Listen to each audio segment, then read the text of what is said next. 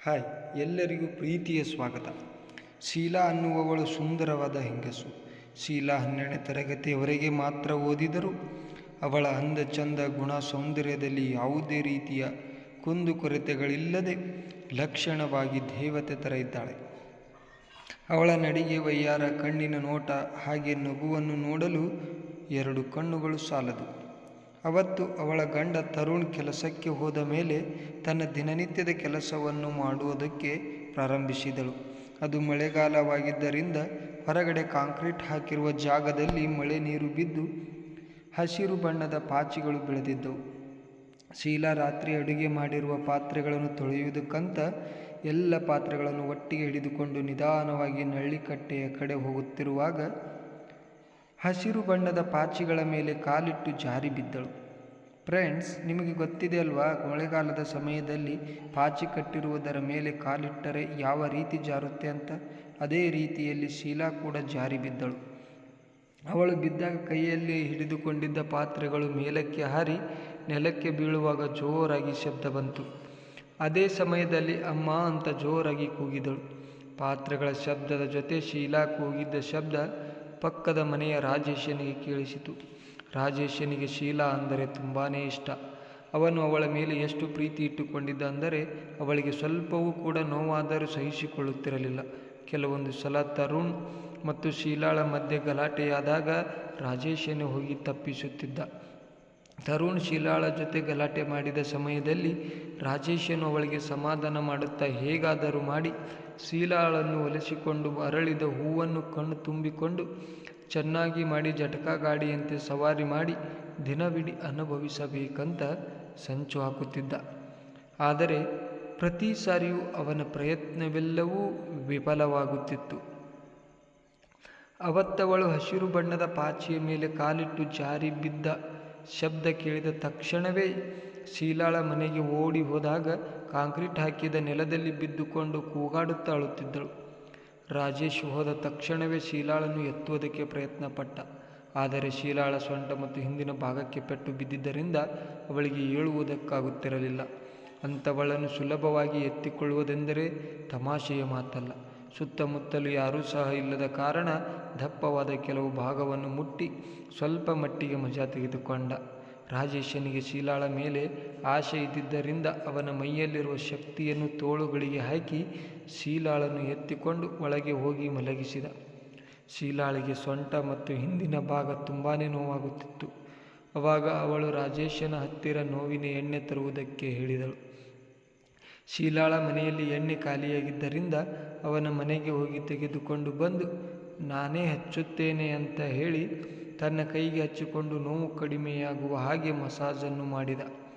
ದಪ್ಪವಾಗಿರುವ ಹಿಂದಿನ ಖಂಡಗಳಿಗೆ ಏಟು ಬಿದ್ದಿದ್ದರಿಂದ ಸೀರೆಯನ್ನು ತೆಗೆಯದೆ ಹಚ್ಚುವುದಕ್ಕಾಗುವುದಿಲ್ಲ ಅಂತ ಹೇಳಿ ನಿಧಾನಕ್ಕೆ ಮೇಲೆ ಕೆತ್ತಿ ಏಟು ಬಿದ್ದಿರುವ ಹಿಂದಿನ ಭಾಗವನ್ನು ನೋಡಿ ತಲೆ ಕೆಟ್ಟೇ ಹೋಯಿತು. ಅದು ಯಾವ ರೀತಿ ಇತ್ತು ಅಂದರೆ ಹತ್ತಿ ಹಾಕಿರುವ ದಿಂಬಿನಂತೆ ಮೃದುವಾಗಿತ್ತು. ಅದನ್ನು ನೋಡಿ ಸ್ವಲ್ಪವೂ ಕೂಡ ತಡೆಯೋಕ್ಕಾಗದೆ ತಕ್ಷಣವೇ ಎಣ್ಣೆಯ ಔಷಧಿ ಹಾಕಿ ಬಲೂನಿನ ಹಾಗೆ ತುಂಬಿಕೊಂಡಿರುವ ಜಾಗಗಳನ್ನು ಮುಟ್ಟಿ ಮಜಾ ತೆಗೆದುಕೊಳ್ಳುವ ಸಮಯದಲ್ಲಿ ತರುಣ್ ಬಂದೇ ಬಿಟ್ಟ. ಪಾಪ ರಾಜೇಶನಿಗೆ ಆವಾಗ ಅವನಿಗೆ ಹೇಗಾಗಬೇಡ, ನೀವೇ ಯೋಚನೆ ಮಾಡಿ. ಕಣ್ಣು ತಂಪಿ ಮಾಡಿಕೊಳ್ಳುವ ಸಮಯದಲ್ಲಿ ಶನಿ ಬಂದಂತಾಯಿತು. ಆವಾಗ ರಾಜೇಶನಿಗೆ ಗಾಬರಿಯಾಗಿ ಮೇಲೆ ಎತ್ತಿರುವುದನ್ನು ಕೆಳಕ್ಕೆ ಜಾರಿಸಿ ಎಲ್ಲವನ್ನು ಕೂಡ ಸರಿ ಮಾಡಿ ಏನೂ ಗೊತ್ತಿಲ್ಲದಂತೆ ಸುಮ್ಮನೆ ನಿಂತಿದ್ದ. ತರುಣ್ ಬಂದಿದ್ದು ನೋಡಿ ರಾಜೇಶನಿಗೆ ತುಂಬಾ ಸಿಟ್ಟು ಬಂತು. ಯಾಕೆಂದರೆ ಅವನು ಬರದಿದ್ದರೆ ಹತ್ತಿಯಂತಿರುವ ಭಾಗವನ್ನು ಮುಟ್ಟಿ ಚೆನ್ನಾಗಿ ಮಜಾ ಮಾಡಿದ ಮೇಲೆ ಏನಾದರೊಂದು ಉಪಾಯ ಮಾಡಿ ಆ ಸುಂದರವಾಗಿರುವ ಹೂವನ್ನು ನೋಡಬಹುದಂತ ಅಂದುಕೊಂಡಿದ್ದ.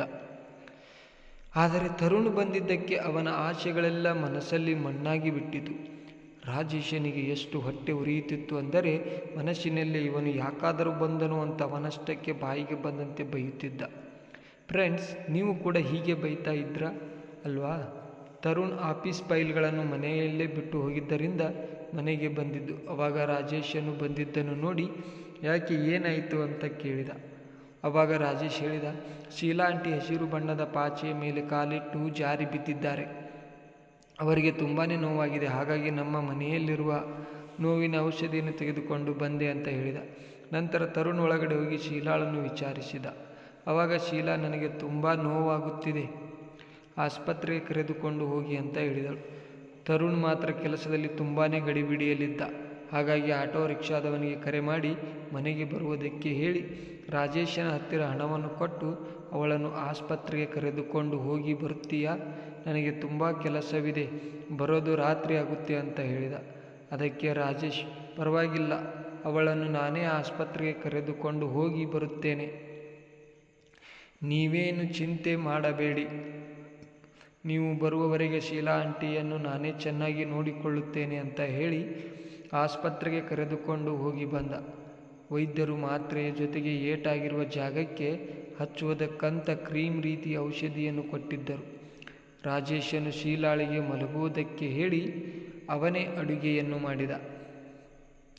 ಬಿಸಿ ಅನ್ನದ ಜೊತೆ ಉಪ್ಪಿನಕಾಯಿ ಮತ್ತು ಸೌತೆಕಾಯಿಯ ಪಲ್ಯವನ್ನು ತಟ್ಟೆಗೆ ಹಾಕಿ ರೂಮಿನೊಳಗೆ ಹೋಗಿ ಶೀಲಾಳಿಗೆ ತಾನೇ ಉಣಿಸಿದ.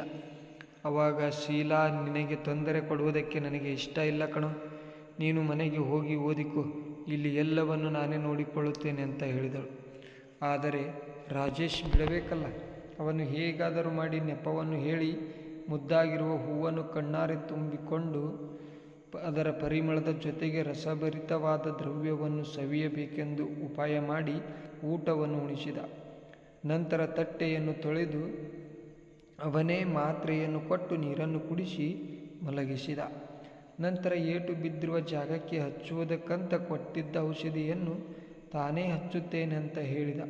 ಅದಕ್ಕೆ ಶೀಲಾ, ಅದೆಲ್ಲ ಬೇಡ ಕಣೋ, ಅದನ್ನು ನಾನೇ ಹಚ್ಚಿಕೊಳ್ಳುತ್ತೇನೆ ಕೊಡು ಅಂತ ಹೇಳಿದಳು.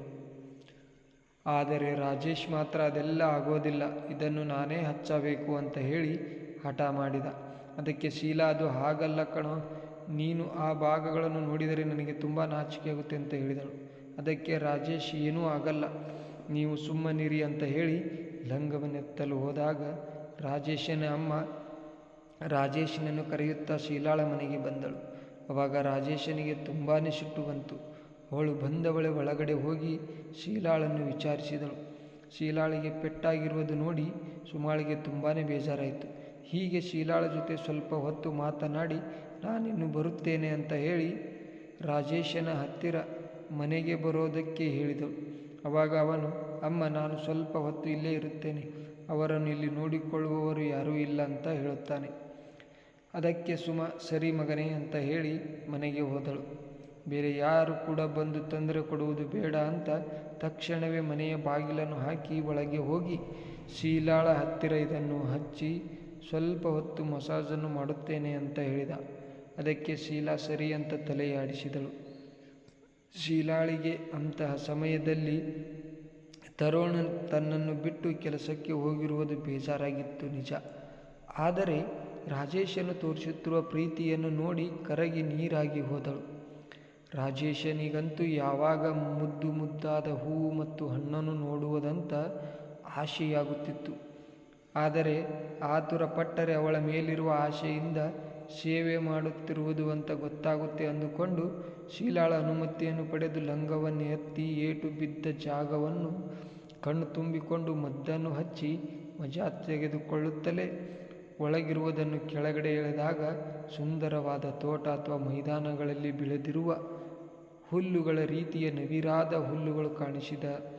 ತದನಂತರ ಅವುಗಳ ಮಧ್ಯದಲ್ಲಿ ಅಂದವಾಗಿ ಬೆಳೆದಿರುವ ಜಾಜಿ ಮಲ್ಲಿಗೆಯಂತೆ ಸುಂದರವಾಗಿರುವ ಅರಳಿರುವ ಹೂವು ಕಾಣಿಸಿತು. ಫ್ರೆಂಡ್ಸ್, ನೀವು ಯಾವತ್ತಾದರೂ ಅಂಥ ಅಂದವಾದ ಹೂವನ್ನು ನೋಡಿದರೆ ದಯವಿಟ್ಟು ಅದು ಯಾವ ರೀತಿ ಇತ್ತು ಅಂತ ಕಮೆಂಟ್ ಮೂಲಕ ತಿಳಿಸಿ. ಅಂತಹ ಸುಂದರವಾದ ರಮಣೀಯವಾಗಿರುವಂಥ ದೃಶ್ಯವನ್ನು ನೋಡಿ ತಲೆ ಕೆಟ್ಟು ಹೋಗಿ ಏನಾದರೂ ಆಗಲಿ ಇದನ್ನಿವತ್ತು ಚೆನ್ನಾಗಿ ತಿಂದು ಜೇನು ಹನಿಯ ರುಚಿಯಂತಿರುವ ನೀರನ್ನು ಕುಡಿಯಬೇಕೆಂದು ಅಂದುಕೊಂಡು ಹೂವನ್ನು ಮುಟ್ಟುವುದಕ್ಕೆ ಹೋದಾಗ ಯಾರೋ ಒಬ್ಬರು ಕರೆ ಮಾಡಿದರು. ರಾಜೇಶ್ ಮಾತ್ರ ಅವುಗಳ ಅಂದವನ್ನು ನೋಡುತ್ತಾ ಕಳೆದೇ ಹೋಗಿದ್ದ. ಆವಾಗ ಫೋನ್ ಮಾಡಿದ್ದು ಬೇರೆ ಯಾರೂ ಅಲ್ಲ, ಶೀಲಾಳ ಮುದ್ದಿನ ಗಂಡ ತರುಣ್. ಅವನು ಶೀಲಾಳ ಹತ್ತಿರ ಮಾತನಾಡಿ ಇವಾಗ ಹೇಗಿದ್ದೀಯಾ ಅಂತ ವಿಚಾರಿಸಿದ. ಅದಕ್ಕೆ ಶೀಲಾ ಹೇಳ್ತಾಳೆ, ರಾಜೇಶ್ ನನ್ನನ್ನು ಚೆನ್ನಾಗಿ ನೋಡಿಕೊಳ್ಳುತ್ತಿದ್ದಾನೆ, ಅವನೇ ನನಗಾಗಿ ಅಡುಗೆ ಮಾಡಿ ಊಟ ಉಣಿಸಿ ಮಾತ್ರೆಯನ್ನು ತಿನ್ನಿಸಿದ್ದಾನೆ ಅಂತ ಹೇಳುತ್ತಾಳೆ. ರಾಜೇಶ್ ಎಲ್ಲ ಕಡೆ ಮದ್ದು ಹಚ್ಚಿದ ಮೇಲೆ ಶೀಲಾಳ ಮುಖವನ್ನು ನೋಡುತ್ತಾನೆ. ಅವಾಗ ಶೀಲಾ ತುಂಬ ನಾಚಿಕೊಂಡಿರುತ್ತಾಳೆ. ಅವಳ ನಾಚಿಕೆಯನ್ನು ಗಮನಿಸಿದ ರಾಜೇಶನು ಹಿಂದೆ ಮುಂದೆ ಯೋಚನೆ ಮಾಡದೆ ಅವಳ ಅನುಮತಿಯನ್ನು ಕೂಡ ಪಡೆಯದೆ ಅಂದವಾದ ಹೂವನ್ನು ಬಿಡಿಸಿ ಮನಸ್ಸಿಗೆ ಸಮಾಧಾನವಾಗುವಷ್ಟು ಕಣ್ಣು ಬಿಸಿ ಬಿಸಿಯಾಗಿ ಮಾಡಿರುವ ಮಸಾಲ ಪೂರಿಯಂತೆ ತಿಂದು ಒಳಗಿನಿಂದ ಬರುತ್ತಿರುವ ಹನಿಯನ್ನು ಕುಡಿದು ಹೊಟ್ಟೆ ತುಂಬಿಕೊಂಡ ನಂತರ ಒಳಗಡೆ ಹಾಕಿ ಎಷ್ಟು ಬೇಕೋ ಅಷ್ಟು ಮಾಡಿ ಇರೋ ಬರೋ ಆಸೆಗಳನ್ನೆಲ್ಲ ತೀರಿಸಿಕೊಂಡು ಅರಳಿರುವ ಹೂವು ಬಾಡಿ ಹೋಗುವ ತನಕ ಅನುಭವಿಸಿದ. ಅವಳು ನೋವಾಗುತ್ತಿದ್ದರೂ ಸಹ ಅದನ್ನು ಸಹಿಸಿಕೊಂಡು ಮಾಡೋದಕ್ಕೆ ಪ್ರಚೋದನೆ ಕೊಟ್ಟು ಆಕಾಶದಲ್ಲಿ ತೇಲಾಡುತ್ತಿದ್ದಳು. ನಂತರ ಬರುತ್ತಿರುವ ಬೆಳ್ಳಗಿನ ನೀರನ್ನು ಔಷಧಿ ಹೆಚ್ಚಿರುವ ಜಾಗಕ್ಕೆ ಚೆಲ್ಲಿ ಅದನ್ನು ಕೂಡ ಚೆನ್ನಾಗಿ ಒರೆಸುತ್ತಾನೆ. ಫ್ರೆಂಡ್ಸ್, ಒಂದು ವೇಳೆ ಅವನ ಜಾಗದಲ್ಲಿ ನೀವು ಇದ್ದಿದ್ದರೆ ನೀರನ್ನು ಎಲ್ಲಿ ಬಿಡುತ್ತಿದ್ರಿ ಅಂತ ತಪ್ಪದೆ ತಿಳಿಸಿ. ನಂತರ ಕುಡಿಯುವುದಕ್ಕೆ ತಂದಿದ್ದ ಎಳನೀರನ್ನು ಕೊಚ್ಚಿ ದೊಡ್ಡದಾದ ಪಾತ್ರೆಗೆ ಹಾಕಿ ಶೀಲಾಳಿಗೆ ಕೊಡುತ್ತಾನೆ. ಶೀಲಾಳಿಗೆ ಸುಸ್ತಿನ ಜೊತೆ ತುಂಬಾ ಖುಷಿಯಾಗಿರುತ್ತೆ. ಆಗ ಅವಳು ನಾಚಿಕೊಂಡು ನಿನಗೆ ಬೇಡವಾ ಅಂತ ಕೇಳುತ್ತಾಳೆ. ಅದಕ್ಕೆ ರಾಜೇಶನು ಮೊದಲು ನೀನು ಕುಡಿ ಬಂಗಾರ, ಆಮೇಲೆ ನಾನು ಕುಡಿಯುತ್ತೇನೆ ಅಂತ ಹೇಳಿ ಅವಳಿಗೆ ಹೊಟ್ಟೆ ತುಂಬುವಷ್ಟು ಕೊಟ್ಟು ತಾನೂ ಕೂಡ ಎಳನೀರನ್ನು ಕುಡಿಯುತ್ತಾನೆ. ಅವನಿಗಂತೂ ಮೊದಲು ಸಾರಿ ಮಾಡಿದ ಕಾರಣಕ್ಕೆ ತುಂಬ ಸುಸ್ತಾಗಿತ್ತು. ಹಾಗಾಗಿ ಊಟ ಮುಗಿಸಿದ ನಂತರ ಅವಳ ಆರೈಕೆಯನ್ನು ಮಾಡಿದ. ಅವತ್ತು ರಾಜೇಶ್ ತೋರಿಸಿದ ಪ್ರೀತಿಗೆ ಕರಗಿ ನೀರಾಗಿದ್ದ ಶೀಲಾ ಸಿಹಿ ಚುಂಬನ ಕೊಟ್ಟು ಮುದ್ದಿಸುತ್ತಾಳೆ. ತರುಣ್ ರಾತ್ರಿ ಬರುವಾಗ ತಡವಾಗಿದ್ದರಿಂದ ಮತ್ತೊಂದು ಸಲ ಮಾಡಿ ಖುಷಿ ಪಡುತ್ತಾನೆ. ತರುಣ್ ಮನೆಗೆ ಬರುವಾಗ ಹಣ್ಣು ಹಂಪಲನ್ನು ತಂದು ಶೀಲಾಳನ್ನು ಹೇಗಿದ್ದೀಯಾ ಅಂತ ವಿಚಾರಿಸುತ್ತಾನೆ. ಹೀಗೆ ಸ್ವಲ್ಪ ದಿನದಲ್ಲಿ ಅವಳ ನೋವು ವಾಸಿಯಾಗುತ್ತೆ. ಫ್ರೆಂಡ್ಸ್, ಕತೆ ಹೇಗಿತ್ತಂತ ತಪ್ಪದೆ ಕಮೆಂಟ್ ಮಾಡಿ ತಿಳಿಸಿ. ಹಾಗೆ ಚಾನಲನ್ನು ಸಬ್ಸ್ಕ್ರೈಬ್ ಮಾಡೋದನ್ನು ಮರಿಬೇಡಿ. ಧನ್ಯವಾದಗಳು.